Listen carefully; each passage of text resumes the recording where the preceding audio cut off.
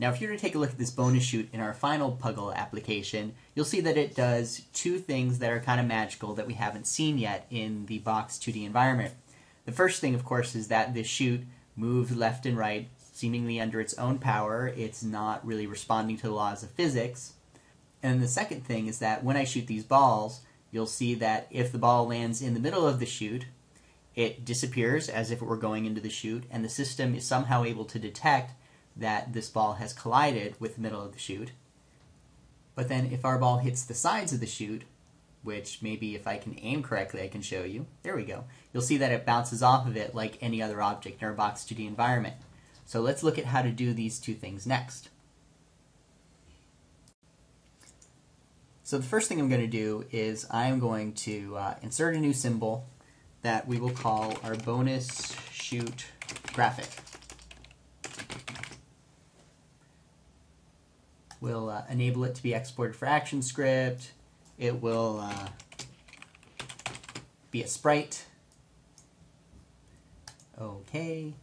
And let's import to stage. Basically,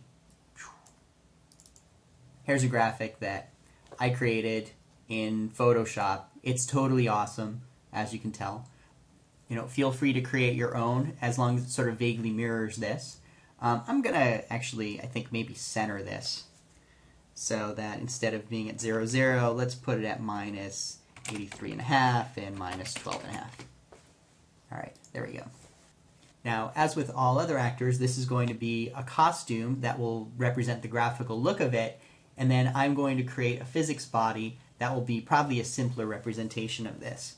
Here, let's just kind of draw what I'm going to do here. Let me zoom in a little bit. Basically what I'm going to do is I'm going to maybe create, say, one triangle that will represent this left side of the chute that we're bouncing off of. I'm going to create a rectangle that will represent essentially the middle portion of our chute. And then I will create a triangle for the right side, something that probably looks pretty close to this. Now you may be wondering, this kind of looks like just one giant convex polygon. Couldn't I create this as one shape?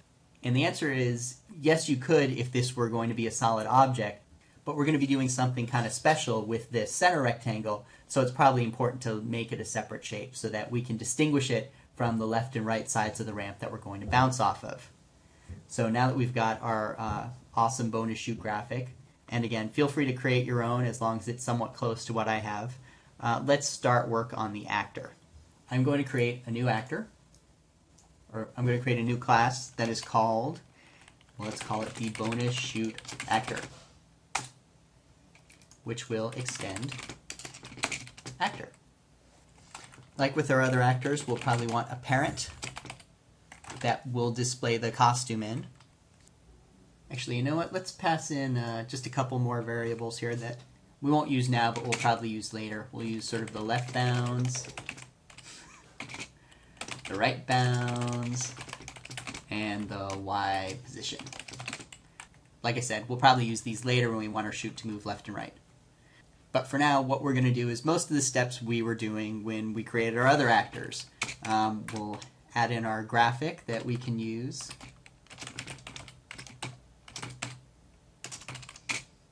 For our costume.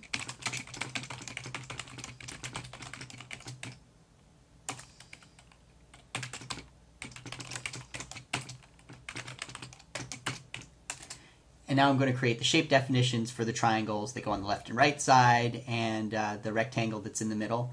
This will be probably fairly boring and tedious, and you'll watch me go back and forth between here and my Flash application so I can eyeball the coordinates. So maybe rather than listen to me type, I'll give you some more music.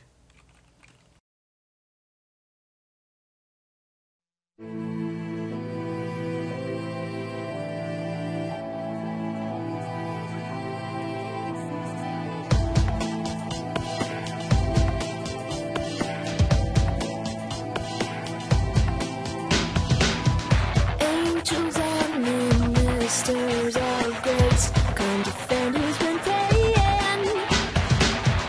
I found you wanting by your way. Who did you think you'd be saving?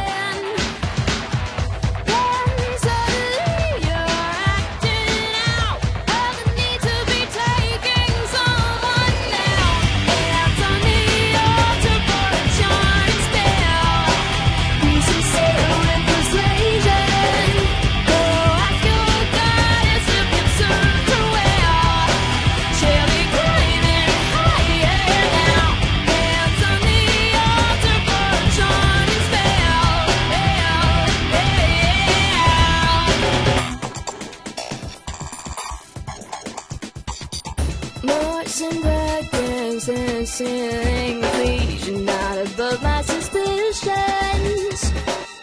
You're a lamb and serpent just like me. It's more than just superstition. Then suddenly I'll find it out that it's me you'll be taking down with you. Hands on the altar for a charming spell. Be sincere with persuasion. Go ask your goddess if it served her well. She'll be climbing higher now. Hands on the altar for a charming spell. Go ask your goddess if it served her well. She'll be climbing higher now.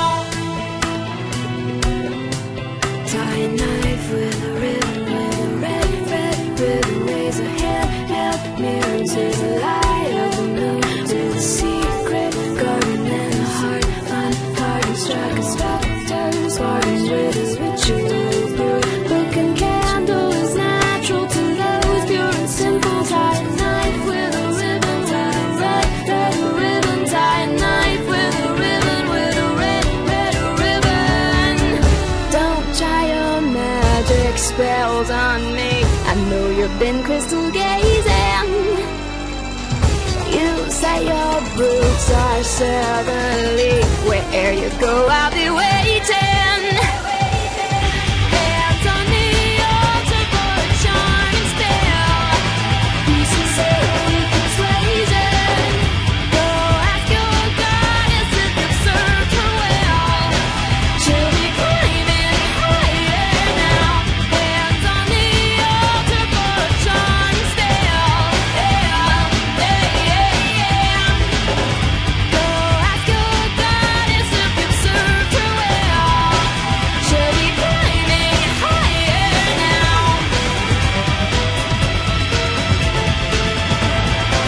Be sincere with persuasion.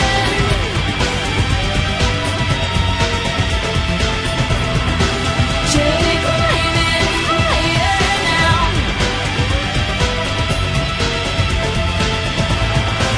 Be sincere with persuasion.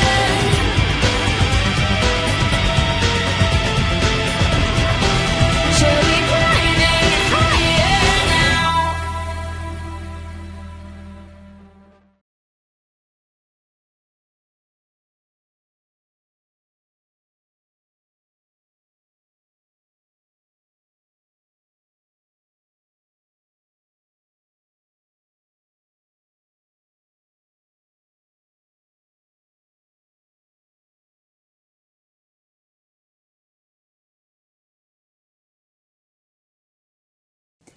Okay, so a few notes about what we just did here. Number one, you will notice that I remembered to create all of my polygons in a clockwise fashion. That's important, don't forget to do that. Number two, you'll notice that I set density to 0. This is a temporary thing. I'll be making it something like 1 later so we can move it around. But for now, I figure it's probably best to keep it a static shape so that we can test some collision before we have to deal with the messier logic of moving this thing back and forth. And number three, the music you were listening to is one of my favorite bands from the 90s that nobody's ever heard of. It's a band called Splashdown. They never really made it as big as I think they should have, which is too bad because I think their music's cool. But here's an interesting bit of trivia. One of the guys in the band went on to become the audio director for Harmonix, which is the company that developed such hit musical games as Guitar Hero and Rock Band. So I guess that's kind of cool. But anyway, let's go on to creating the rest of our shape. First thing we're going to do is we're going to create our body definition.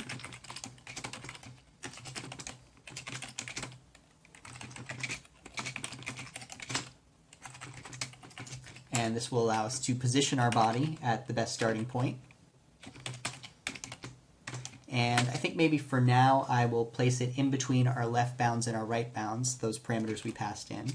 So I guess we'll take our left bounds and our right bounds and divide by 2, and then we'll take this whole thing and divide by a ratio.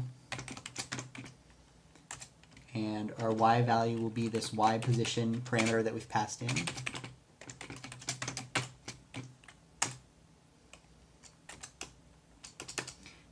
And then we can create our body simply by taking this body definition and passing it into our world.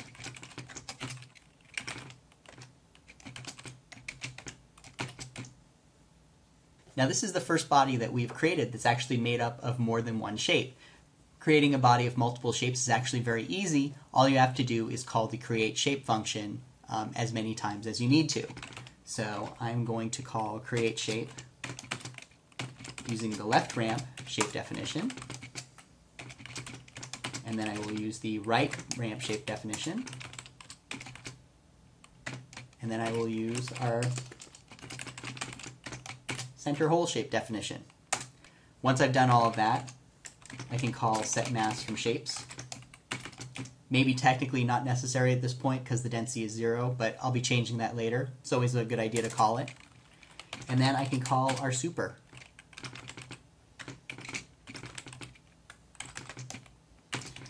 Maybe I'll just hit F6 and make sure that this doesn't crash or anything. Okay, that's good so far. By the way, does your version of Flash ever do this where like Flash shows up behind your output and properties windows? Drives me crazy. I can't figure out. Look at that. That's just weird. I can't figure out what's going on there. But anyway, I'm not here to complain. Let's jump back to our main Puggle application and add this actor to our world. And probably the best place to do that is within this create level function in our main Puggle class. So I'm going to jump down to the bottom of this, and I will create my bonus shoot, which will be a bonus shoot actor. This will be the parent, and I guess for now we'll make the left bound something like, I don't know, 200, the right bound something like 450, and we'll place it down near the bottom of our application at, say, 580.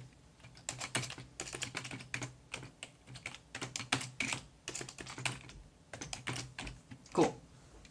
And one other thing we can probably do, let's go back to our application and delete these guidelines that are covering up our awesome Photoshop graphic. I'd hate to have that hidden from the world.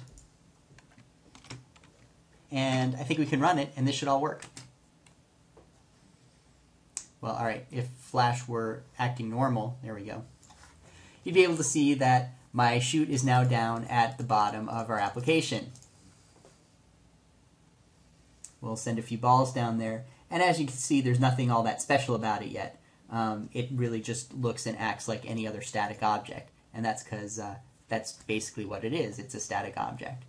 What we'll figure out how to do next is take the center of our bonus shoot and turn it into something special. That's coming up.